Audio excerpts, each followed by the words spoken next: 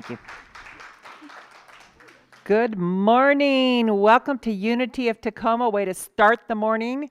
This is where all your dreams come true, at least your musical dreams. That was fantastic. This is Katie and John? Adam. Katie and Adam? Yeah. Oh, the name of the band is, what's the name of the band? Katie Jane Band. That's the Katie Jane Band. Okay, that's what I was like, okay. So, Katie and Adam on the Katie Jane Band. Hoot, hoot. We'll hear more from them in just a second. So, let's open with some prayer.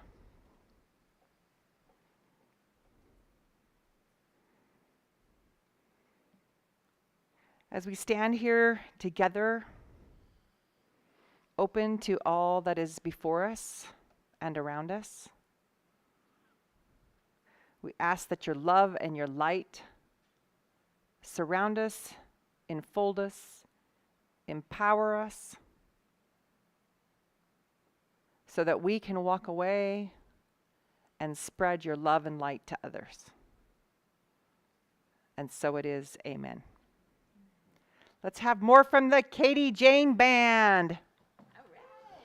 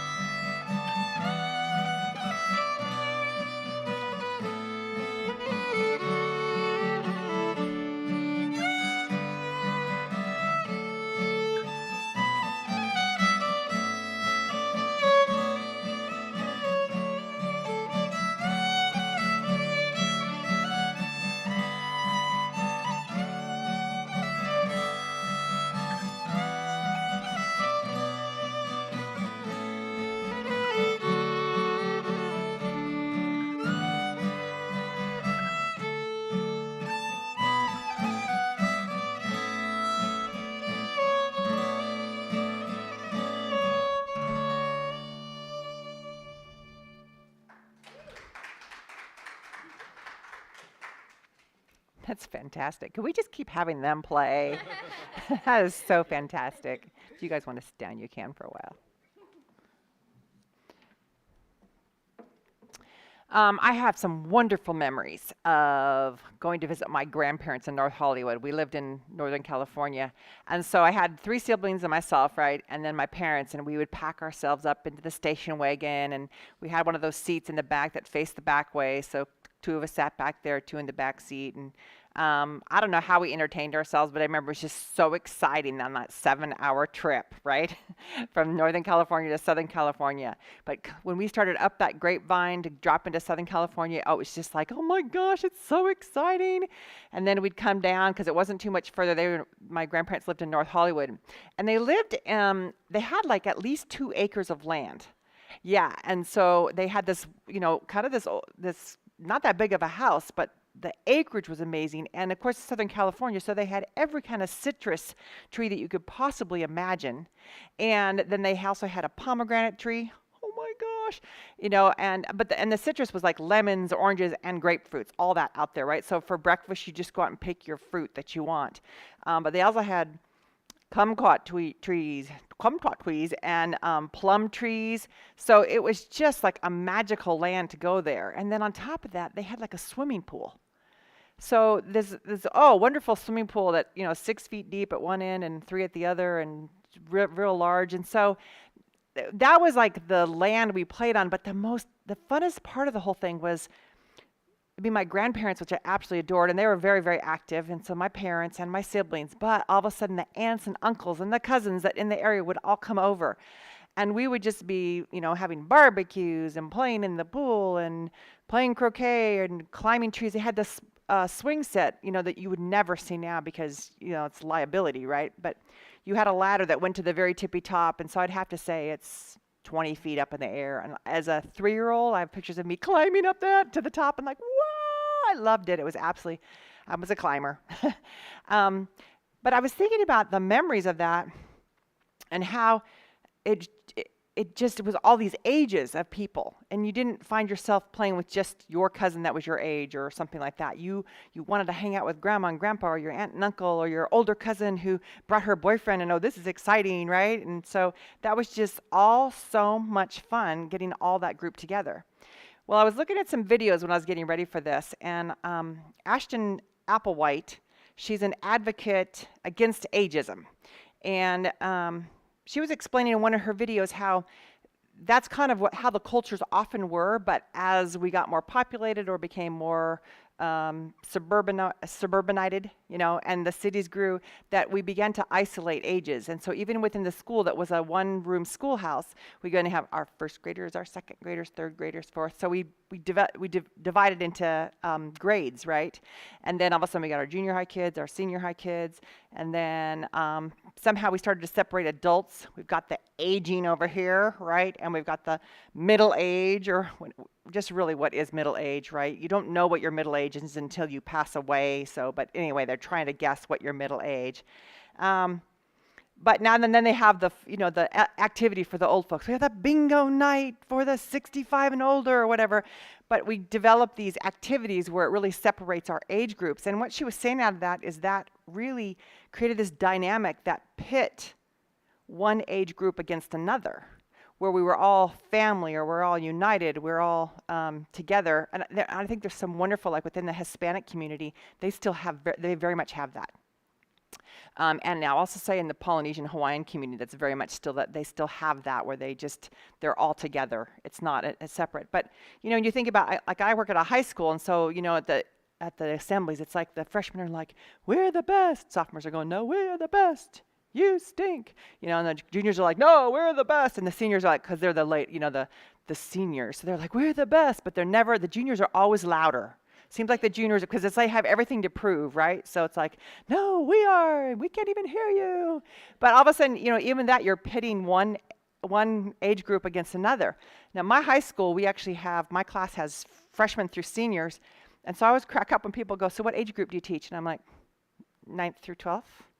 And I forget that that's not most high schools. You don't have that cross of the grades, and it works really, really well. But I just thought that was so interesting that she was talking about how that kind of started the whole ageism stuff that comes up, because we've separated, and all of a sudden, what benefit do older people have, right? I like to use the word older because it really depends on what you look at as an old. And so in the book that you're all reading, the chapter, the one I'm looking at a little bit, is Aging, the Beauty of the Inner Harvest. And Sharon made the art piece for our wheel that's coming together. So thank you, Sharon. That is absolutely fantastic. I love the art stuff that Unity of Tacoma comes up with. And more specifically, Denise. Thank you, Denise. Yeah, there's the whole crowd. Thank you, Denise. Whoa, clap, clap, clap, clap. So Anam Kara, I might be butchering the name, sorry. I sort of speak English, and then I learned all of when I lived in Hawaii, I could do all the Hawaiian stuff. So with the vowels, and then when I hear something else, I'm like, what? So I'll just say it, the Hawaiian name. Anam. No, just kidding. Anam Kara. The Polynesian way, just kidding.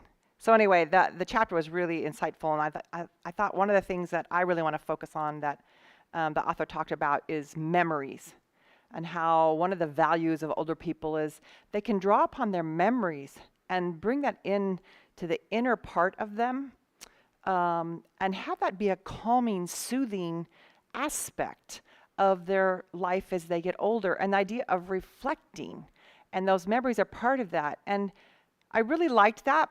I wanted to kind of add, like, to have to learn how to do that when you're getting older. That's a skill we should start developing as early as possible. Getting people to reflect, hanging on to their memories and stuff, because my parents are 86 and 84, and they're struggling with their age. And they're struggling because they're missing some skill sets. And if you're listening, Mom and Dad, I still love you. You guys are awesome. You're doing a great job, because they are. But I see them like there are some skill sets that maybe they didn't develop. And so they're doing awesome. But I just thought, and one of them was just sometimes just being able to sit. My dad's a doer like me. That's where it comes from. So my dad wants to get out there and do. And he's 86. He's like, okay, let's chop down another tree. And he's out there with a chainsaw and chopping wood. And he's 86. That's what he's out there doing.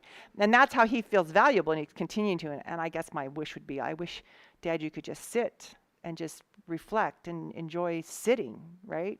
But I know I'm going to be the same way when I'm his age. So I act like, okay, you can get some cues from this, right? So I want to go, though, beyond this. I think memories are not just for the person that's remembering them, but it's also it can be for everybody else. Sharing your memories. And so one of the things I do is when I go on trips, like I went to Iceland with my son in 2015, and then I put together these picture books of the pictures that we took along the way that tells the story of our journey. So from where we started to where we ended, all the different places that we went and the different activities that we did. My partner and I, we do these back road trips across the country. And we go to, we went to Detroit and we went to Nashville, and we take all back roads. You will not see us on an interstate at any time. And the places that we end up seeing, and we come across these historical buildings, like this. At one place we're driving through, and it's like, oh, well, Grant lived here. He was given this house after the Civil War. When he became president, they gave him this house. I'm like, well, let's stop and tour that. Or here is where Abraham Lincoln did such and such this little thing right here, or Ronald Reagan was born here. Just different things that you're coming across. Or this is where Frederick Douglass did some kind of speech that he did somewhere. And so, just finding those things. And so we take the pictures along the way and then make those books. And that was like 2014, 15, 16. And, the thing is, in 20 years, if I go back and look at those, it's going to remind me of the things that I did, because I need the help. Some people are really good. My partner is a storyteller, so he'll retell stories. And that's when I thought, the oral traditions in the Bible were passed down by storytellers, because they retold the story. And he never gets tired of telling the same story. And because he's such a good storyteller, I do not get tired of hearing it. It's like, this is like a story again, and it's like fresh every time because of the way he tells it. So it's very fun, but I keep thinking, this is a really important gift that he has to be able to do that, right? And to be able to tell that story. But for me, I'm going to be able to go back to the books or sit with somebody that wants to see them and talk about my journey. So, it's going beyond me. I mean, of course, I can sit later and just look at the book, but it can go beyond me, and I've shared like the books with other family members. But again, like I was saying, what Fred does, the other way is because memories, pictures, but also stories, just telling stories. And I was really, really fortunate to get the autobiography of my great-great-grandfather, John Fairchild. So my maiden name is Fairchild. So this is my great-great-grandfather. So it's, yeah, 2 grades. And he was born in 1836 and then passed away in 1921. So he was born 100 years before my father was born. And so just kind of putting that perspective. But he wrote an autobiography when he was 75 years old. And so I've known about it for a while, but I finally got my hands on it. And when I got it, I'm like, oh my gosh, I actually retyped the whole thing, the transcript, because I wanted to make it electronic so I could actually send it out to people in the family. And oh my gosh, it was just filled with things. I am going to read a little bit of the excerpts just because it's, I mean, the way he writes, he's very eloquent. And yeah, it will do more if I can say it. So this is the winter following my first birth. He wrote this at 75, not at 1 year old. But the winter following my first birth, my father purchased a piece of land in Jay County, Indiana, about 100 miles from our former home, and at that time a wild country embedded in a forest. Here we cleared a patch and built a cabin. We moved into it and used a big sled drawn by a team of oxen. This is how they're moving their stuff, right? A big sled drawn by oxen. We remained here about 7 years. When, at that time, then we set out for Illinois, then considered almost beyond the bounds of civilization. Our second outfit was similar to the first, except that we had a wagon instead of a sled. So so many images come to my mind, and I'm like, here's a person writing about times I know about, but this is an ancestor. This is my great-great-grandfather that's doing this, right? And the images that are coming with it, right? So I'm going to continue on. A few years residence in Indiana, crude as it was the happiest period of my life. It was here that my memory dawned on this beautiful world, and my simple mind began to take in its wonders. Here I roamed with brothers and sisters through the adjacent forest, digging ginseng, gathering wild fruits, flowers, and nuts in their season, bathing and fishing in the brooks, and cutting all kinds of capers. So at some point then they head to Illinois from Indiana, so they're moving around. They keep going out further and further, But near Springfield, and all of a sudden you're like, well, isn't that where Abraham Lincoln, that's like becomes a big historic area, but this is like before there's anything.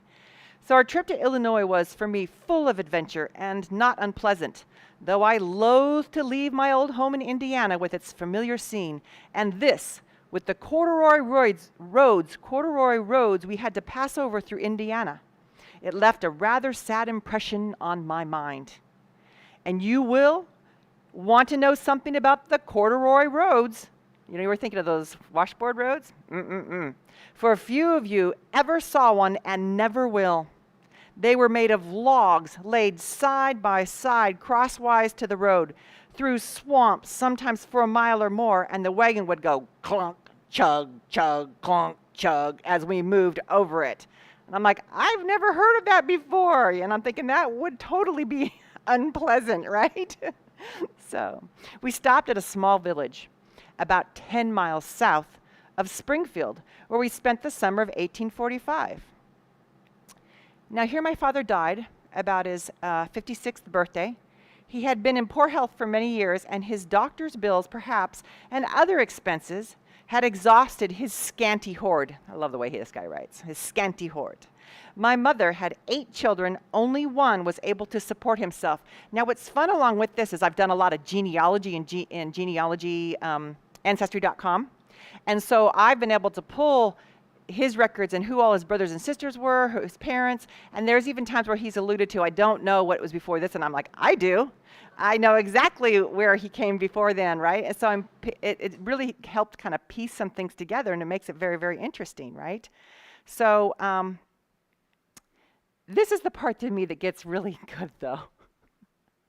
So I left home about 12. Here his father had passed away. His mother's got 8 kids. He doesn't want to be a burden on them, so he leaves home at 12. I could barely pack my lunch at 12, right? So I left home about 12 and lived with a farmer until the spring, my 14th birthday in 1850.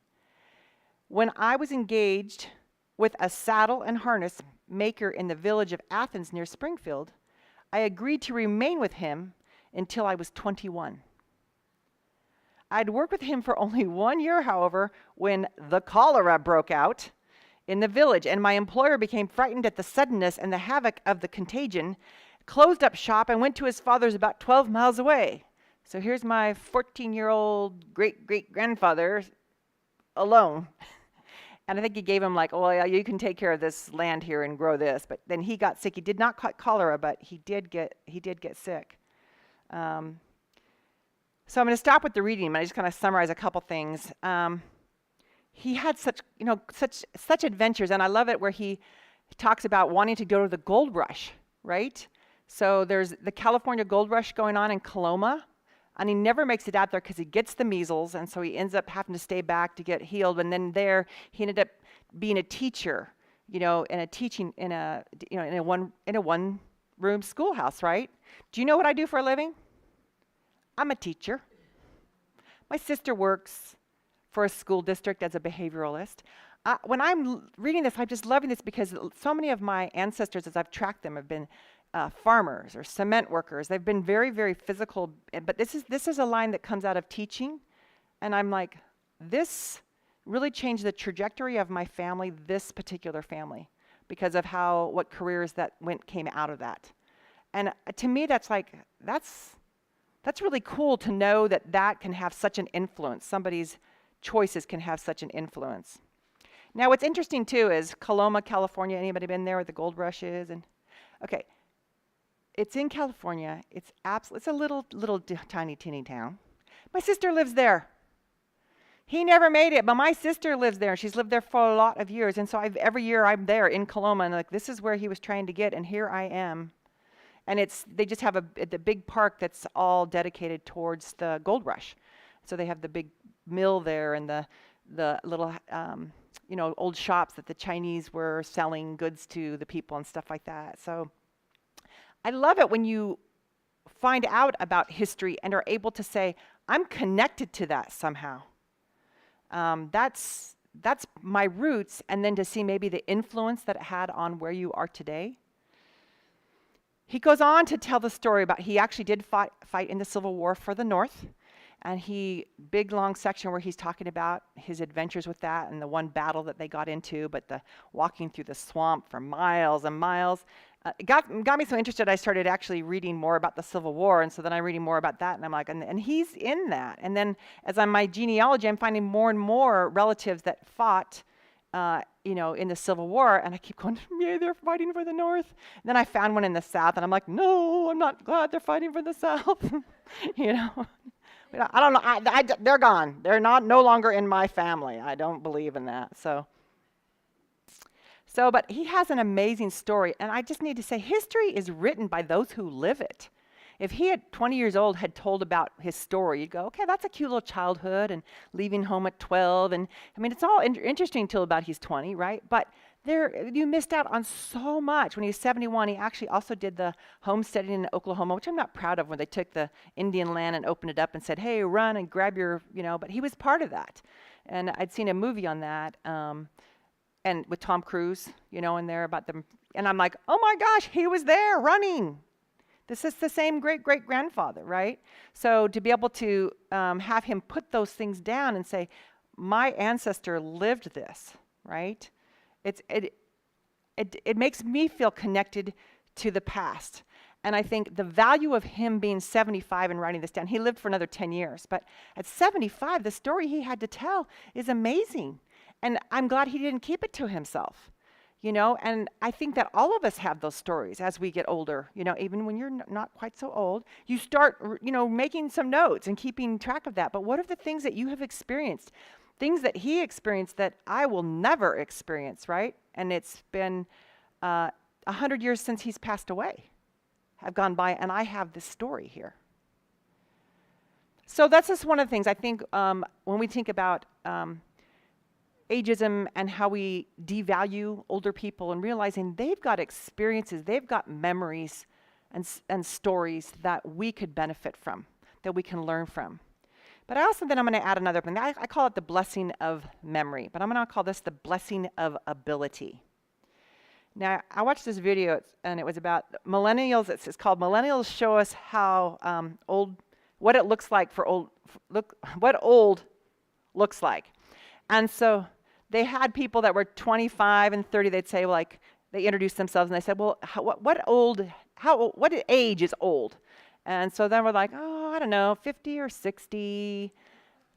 And that one's like, oh, 60.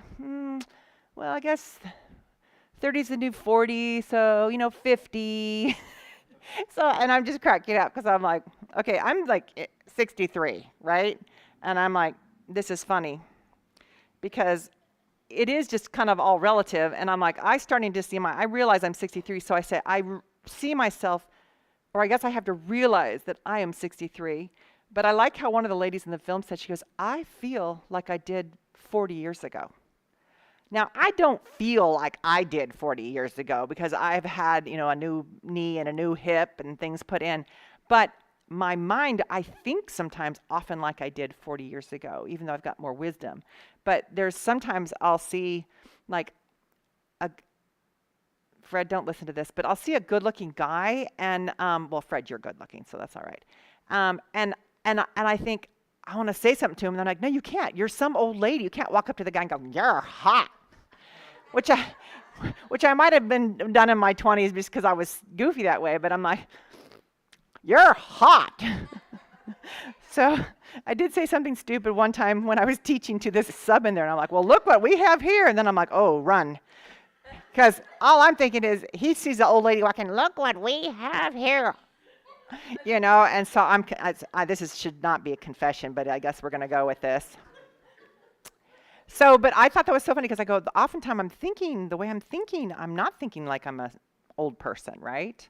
But it was funny, then they said, well, how do they walk across the street? And every single one of them either had the old person doing a walker, they're 50 or 60-year-old doing the walker, or with the cane, and they're all slumped like this. And I'm like, okay, I do that, but I got a new knee and a new hip. But, I'm doing that so when I'm 64, I can skip across the road, right? It's going to be the new me. So after they did all that, they actually introduced every single person. It was independently. They introduced him to an older person. And then I think the youngest was 55 and the oldest was 75. And then like, hi, nice to meet you. And then they said, now you have 2 minutes to teach the other person something. So that was the cool part, because then you see the younger, like a couple of younger ladies were like teaching him how to do a dance and swoop up here. It made me think of this, how we've done dance here and stuff. And I'm like, and then, the ladies doing it. And then this other gal was teaching this, old man how to like jump. This hand goes out and this here and the legs go. And he does it. She's like, oh my gosh. But my favorite part was the 55-year-old woman that sits on a block and then does the V position of yoga. She's doing the V on top of this block, right? And the 25-year-old that thought 50-year-olds were old, he's going. So then they show him trying to do it, and he can't.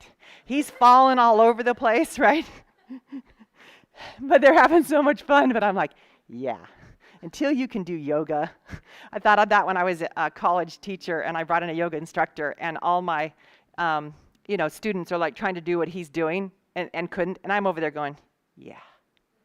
I can do these things, right? And then they had a totally different appreciation, right? But anyway, it was so cute. So then they came back to the end, and it's like, well, so now what do you think is old? And they're going, oh, 100? How many people do you know that are 100, But that's old. But it was cool to see it just kind of break their stereotype, because of them, it was really kind of showing that they devalued the ability of aging people. And so it was nice to see them kind of change their thinking about that. But the thing about it, when you think about people who are getting older, is, I'm going to put me in that group. Some of us have some skills. We have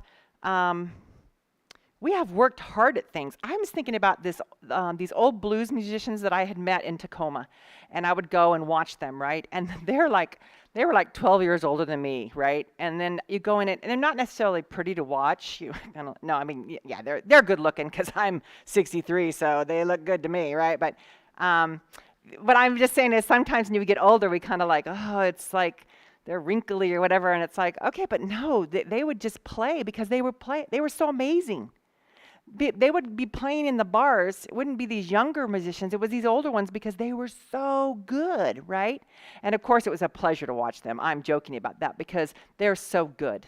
I'm not that stuffy about the way people look, but it was so fun just to see them cranking out and having people just go, oh my gosh, on the piano, just running up and down the guitar and just go.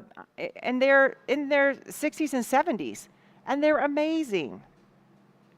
There was a handyman group at a United Methodist church I worked at for a while that on Tuesdays they'd come and they'd fix things around the church. And they were saying, we would like to bring the younger generation in so we can teach them how to do these things. Because they really realized that there's so many high school and college people that don't know how to do just fix-it things.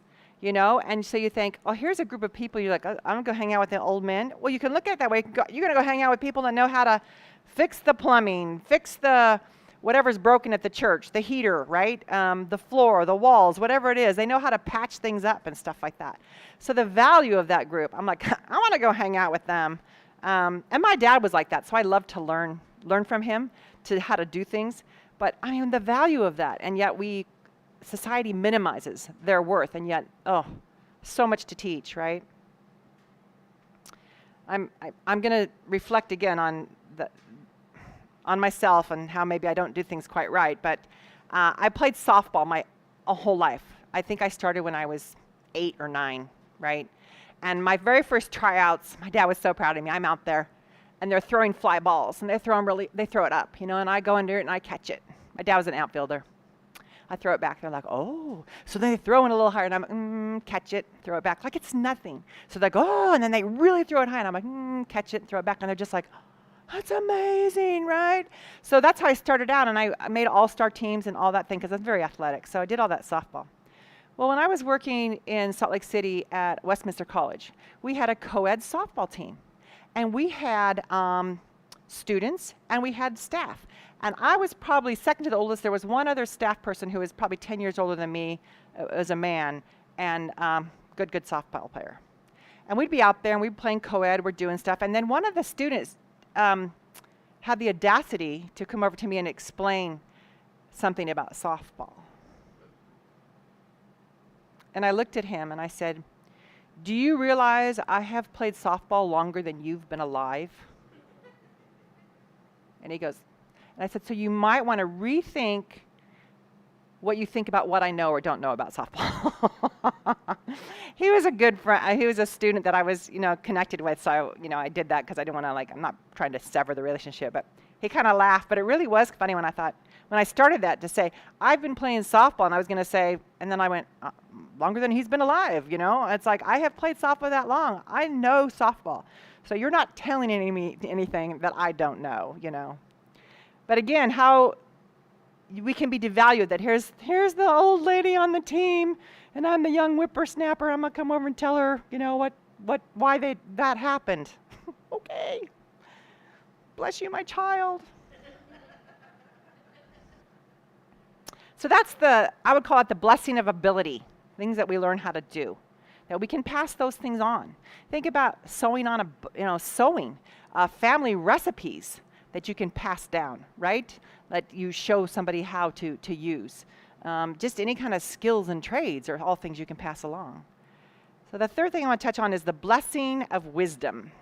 And I'm not going to spend a lot of time here, but the two main things is knowledge and wisdom. And I split that up because I think knowledge comes from maybe studies. Think about what you've studied. I went to theology school, right? And then I also, went to different things within school that I've studied. I've studied how to be a mediator, things like that I've studied, and I've gained these skills from those studies or this knowledge. But the wisdom of just experience, where you've lived, what you've done. Think about it. You are the only one that has lived your life.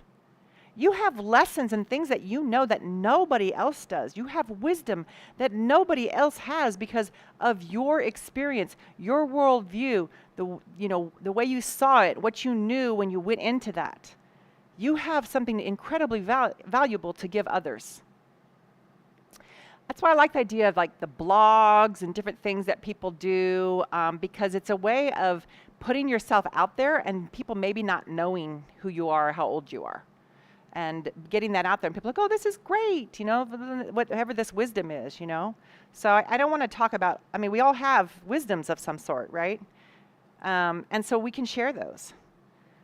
So in closing, what I've talked about is the blessing of memories, the blessing of abilities, and the blessing of wisdom. That makes people who are aging and getting older incredibly valuable.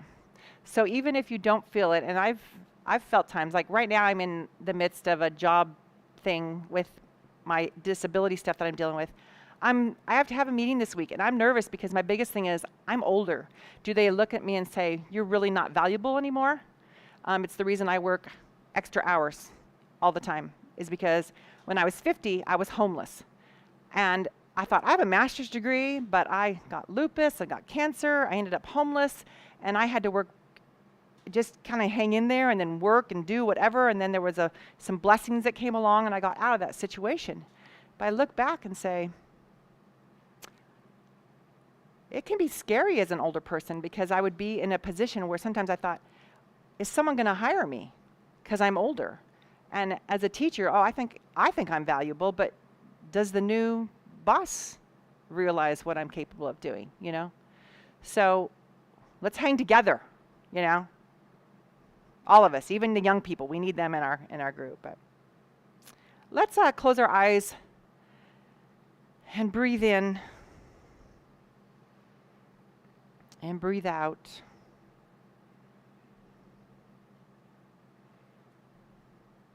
Just breathe in and out at your own pace, comfortable pace. Just focusing on your breath.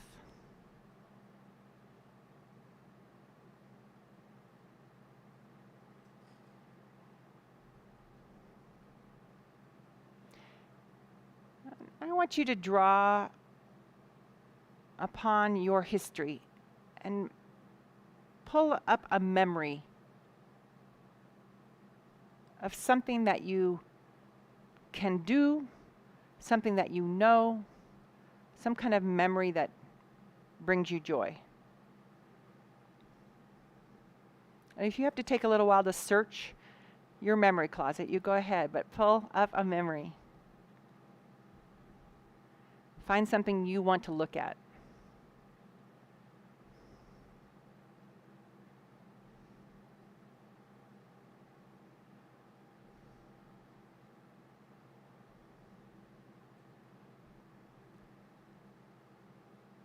I know for me, there's some memories that came up like, oh, that's not that fun of a memory. Let's get rid of that one. Let's change it to something that's more enjoyable, something that's beneficial for the joy button. Just look at that memory and ask yourself, what can you learn from that memory? That memory can teach me this.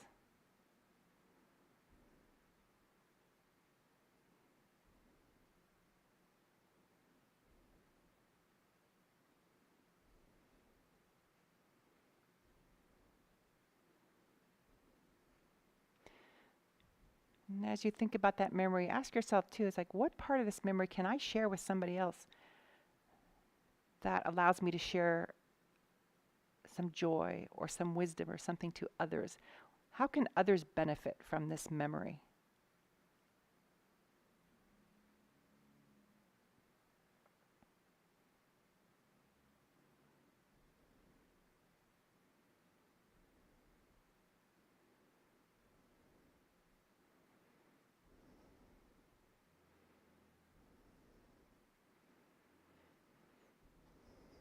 And when you're ready, just go ahead and release that memory for now and come back to the present moment.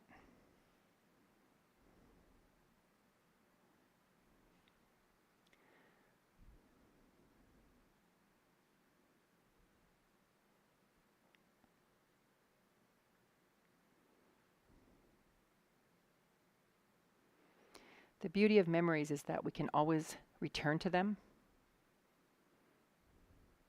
Nobody can take them from us. They are ours. We can use them for our own pleasure, and we can also share them with others. You have that power. And so it is. We'll have music. Let's go with the music. We need more music, yeah? Maybe you guys could come up with something kind of lively, perky.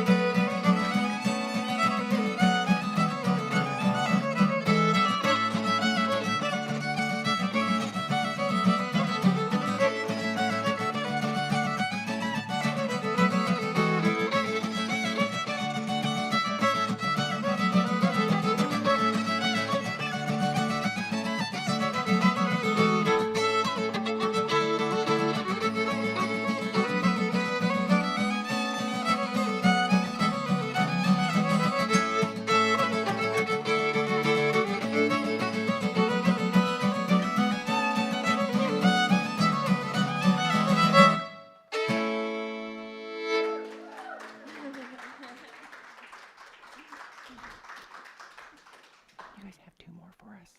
Okay, so I'm just going to open up about offering, and then they're going to do another one while you're deciding. But if you would love to contribute to the ministry here at Unity of Tacoma, you can go to the website, and there's a couple different ways that you can contribute. So, and those kinds of things continue with the many ministries of Unity of Tacoma, as well as fabulous musicians as the Katie Jane Band with Katie and Adam. Thank you so, so much.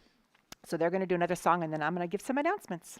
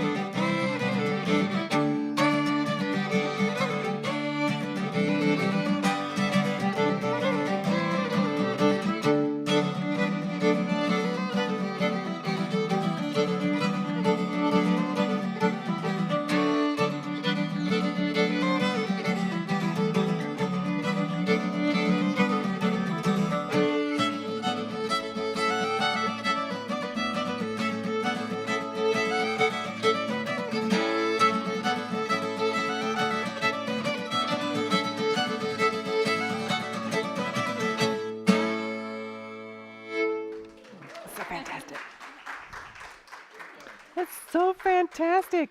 Do you have CDs or are you online? Can people get your music? Yeah, you can hear us on Spotify and Excellent. on our website, katiejaneband.com. So did you hear that? KatieJaneBand.com for you those that are watching and listening. You can find their music on Spotify. Fantastic. I'm like, I'm going to have them come to my next bar mitzvah. Guys, this is so awesome. So awesome. So just a couple announcements before they're going to close with our closing song. I'll do the announcements and benediction, and then we'll have them close out for us.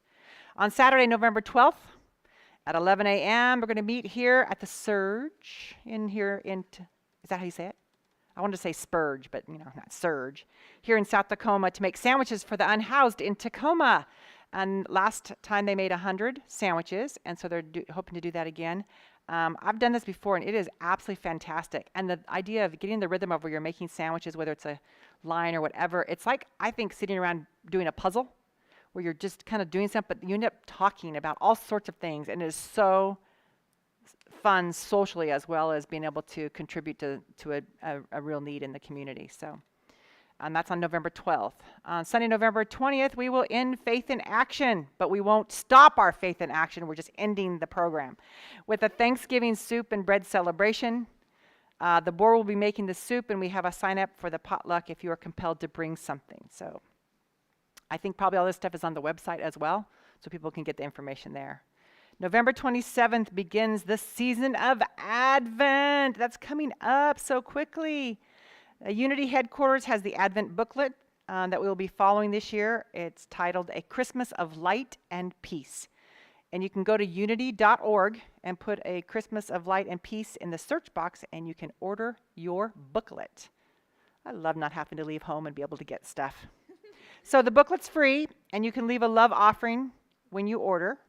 We love offerings. It helps the world go round. If you can't find the link or would like any help with that, just contact Lori at unityoftacoma.org, and she will help you with that or get that for you. So let's close with a benediction. So take a deep breath in. May the light of your soul guide you. May the light of your soul bless the work you do with the secret love and warmth of your heart. May you see and what you do be the beauty of your own soul. May the sacredness of your work bring healing, light, and renewal to those who work with you and to those who see and perceive your work. May your work never be weary. May it release within you wellspring of refreshment, inspiration, and excitement. May you be present in what you do. May you never become lost in the bland absences, and may the day never be a burden. Amen. Katie and Adam.